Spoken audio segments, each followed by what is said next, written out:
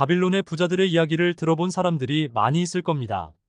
그런데 이야기가 앞에 서론이 너무 길고 법칙에 대해서 이야기하다 보니 이 개념을 설명하다가 대부분 이야기를 듣지 않고 그게 뭐야? 그래서 돈을 잘 모아서 저축을 잘 해야 하는 뻔한 이야기네 현대사회 환경과 그래서 뭐가 관련이 있는데 이런 반응들이 나오기 때문에 다음에 이야기가 잘 되지 않았던 경험이 있습니다. 그리고 둘이 뭉실한 표현의 책을 읽어도 어떻게 돈을 확장될까? 구체적인 부분의 내용이 없는 부분에서 아쉽다고 생각이 들지만 이 이야기는 근본적인 원리에 대해 이야기하고 있습니다. 그 개념을 간단하게 이야기해보려 합니다.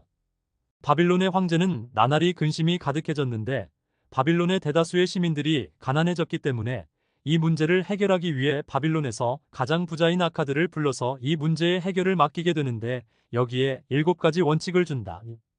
이 원칙은 생각해보면 너무 단순한 개념인데 과연 이런 것이 돈을 불릴 수 있을까? 의문이 들 수 있다. 만약에 아카드가 이 원칙에 대해 알려주고 이렇게 하세요 했으면 아마도 내가 느낀 반응과 동일할 것이다. 아카드는 사람들마다 무수하게 응답을 해주고 문제를 직접 나서서 알려주었던 것 같다. 혹시 의문이 드는 생각이 있거나 내 현실에 대해 어떻게 적용할 수 있을까? 고민이 든다면 자유롭게 댓글을 남기시면 내가 생각하는 것들을 친절하게 알려주려 한다. 아카드라는 인물을 알아야 하는 것이 좋다. 이 인물은 본래의 석판에 글을 새겨주는 사람이었는데 부에 대한 갈망이 있었던 인물이다. 그는 전문 기술직에 해당하는 사람이고 현재 삶으로는 부족하단 사실을 현실로 직시한 것 같다. 알가미쉬로부터 부에 대해 배우게 되는데 거기서 청동의 이야기가 나오게 된다. 그 당시는 전쟁의 자원이 매우 돈이 되는 사업이었고 청동을 조달하기 위해 돈을 빌려주었다. 여기에 투자의 개념을 볼 수 있는 것이다. 현 시대에는 기업은 때에 따라 사업을 확장하기 위해 돈을 모으게 되는데 그것이 시간이 흘러 기업 가치는 변하게 된다. 여기서 가장 중요하게 본 사실이 신용이다. 유망한 사업에 투자하지만 사람을 중요하게 본 것이다.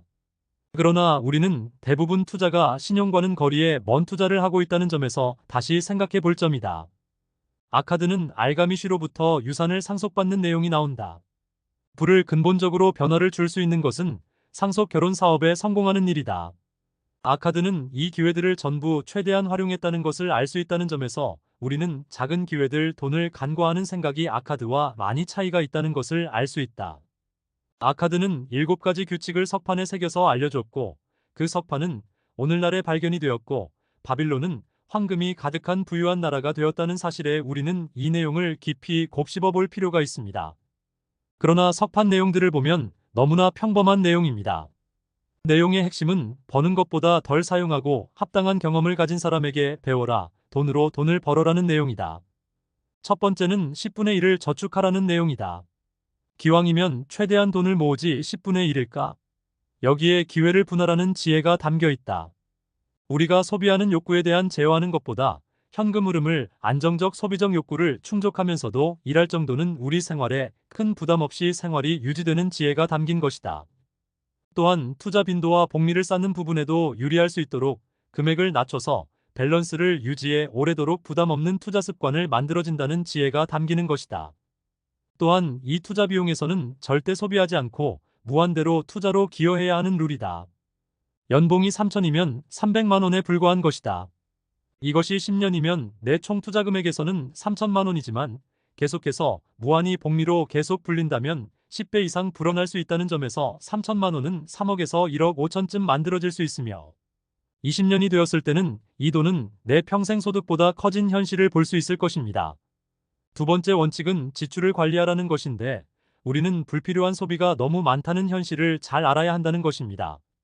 먹고 마시는 것 그 자체가 즐거움인데 맛있는 것을 즐기는 것들은 순간의 감정인데 그것에 너무 과소비가 된다면 돈의 가치가 활용하는 것에 제한이 되고 내 소비가 60%를 넘길 때 우리는 통계적으로 생활 수준이 급격히 하락해 가난하게 사라진다는 점을 인지하고 소비가 과하지 않도록 현명한 소비를 노력해야 합니다. 세 번째 돈을 굴려라는 것인데 돈이 필요한 사람에게 돈을 빌려주고 이자를 받는 원리로 투자를 하라는 것이다. 우리가 일해서 대가를 받는 것은 많은 과정이 섞여 있고 개인의 시간과 노력의 성과가 드는 것인데 돈 자체로 다른 사람이 일하게 맡기는 것이 돈이 새끼를 낳아 일하게 하는 것입니다. 네 번째, 돈을 지켜라. 이것은 리스크를 염두에 두고 관리하라는 의미로 해석되는데, 우리는 불행과 어떠한 일련의 사건에 휘말리거나 금액이 커지면 다른 사람의 환심을 얻거나 시기를 통해 여러 장애 요소가 생겨날 수 있으니 금액에 대한 위험을 항상 인지하라고 조언합니다.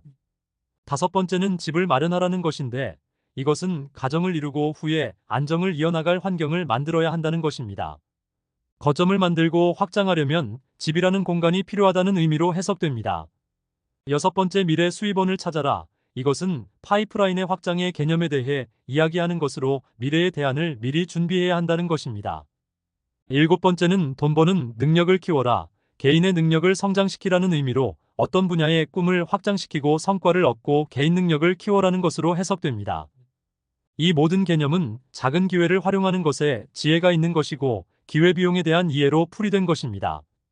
기회비용, 아퍼투너티 카스트은 경제학에서 의사결정에 따른 단위 품목의 생산 소비가 다른 단위 품목의 생산 소비 기회를 포기하게 한다는 관점에 따라 그 비용을 대안의 가격으로서 비교하여 추산한 것을 가리킨다.